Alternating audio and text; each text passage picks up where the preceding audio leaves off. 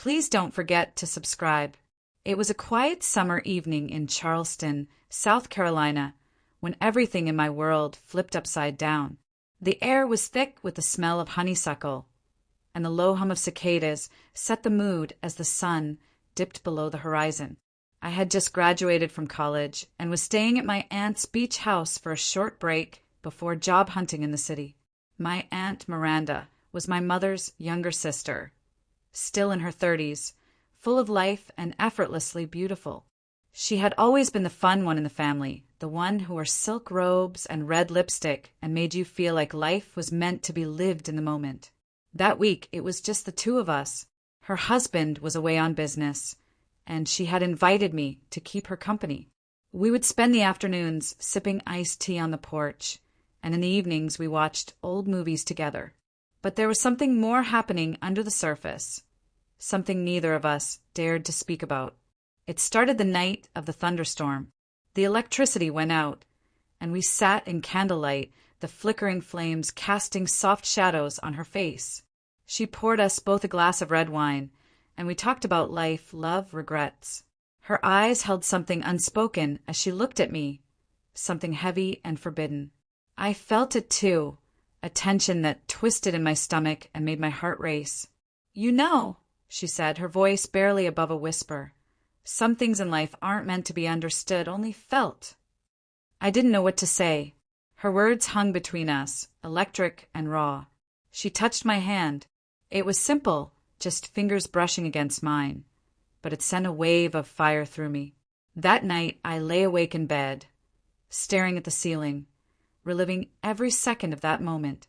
Something was changing between us. The next morning, I woke early and decided to take a shower. The water was hot and soothing, steam rising around me like a veil. I closed my eyes and let it wash over me, trying to clear my thoughts.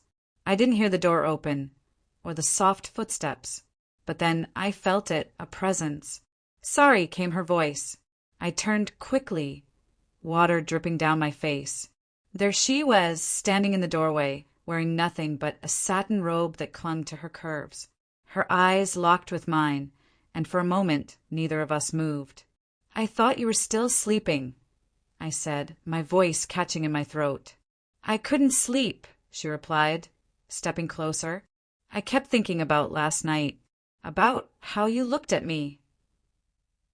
I didn't know what to say. My heart pounded. She reached out and gently touched my arm, her fingers tracing down to my wrist. The steam wrapped around us like a cocoon. "This feels wrong," I whispered. "But it doesn't," she said. "It feels more real than anything I've felt in years." I stepped back, water cascading down my body, but she followed. Her hands reached for me, soft and hesitant. When our skin touched, it felt like sparks were dancing between us. We didn't speak again. Her lips found mine, and the kiss was slow, deep, and filled with longing. It was like we were pouring all our unspoken desires into each other. That night, after we dried off and wrapped ourselves in towels, she led me to her bedroom. The room smelled of lavender and warm vanilla. She lit a candle, and in its gentle glow, we explored a side of each other that had always been just out of reach. Every touch, every kiss was a promise and a confession. Later, as we lay tangled in the sheets, the weight of what we had done began to sink in. She looked at me with a mixture of sadness and something like peace. "No one can ever know," she said, stroking my hair. "This has to stay between us." I nodded, too overwhelmed to speak. It wasn't just about secrecy. It was about the fact that what we shared couldn't survive outside that room. It was too fragile, too complex and bound to the moment. The following days were a blur of quiet glances and restrained touches.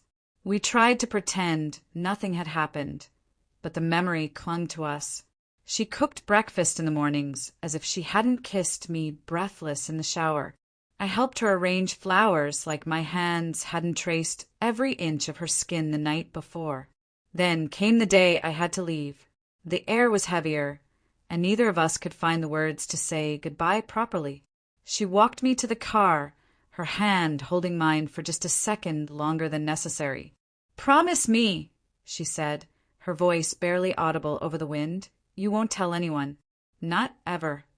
I looked at her one last time, memorizing the way the sunlight hit her hair, the way her lips trembled as she tried to smile. "I promise," I said. The drive away from her house felt endless. I kept replaying everything. The night of the storm, the kiss in the shower, the warmth of her body next to mine. It felt surreal, like a dream I wasn't sure I had actually lived. Weeks passed. I tried to move on. I found a job in the city, made new friends, even went on a few dates. But no one made me feel what she had. There was a piece of me that stayed in that beach house, in the steam of that shower, in the candlelit room where secrets were born. One night, I received a text from her. Just 4 words. "Still thinking about you." My heart stopped. The world around me faded. I typed a reply, but deleted it, then typed it again. Same here. Always. We never spoke about it again in detail. It became a silent thread between us, a story with no ending. Sometimes silence says more than words ever could. Some loves are not meant to be known by the world. They exist in the quiet places, in the corners of your heart that only light up when no one else is looking. And no matter how much time passes or how far you go, that one night, that secret night of love, remains like a hidden flame that never truly goes out.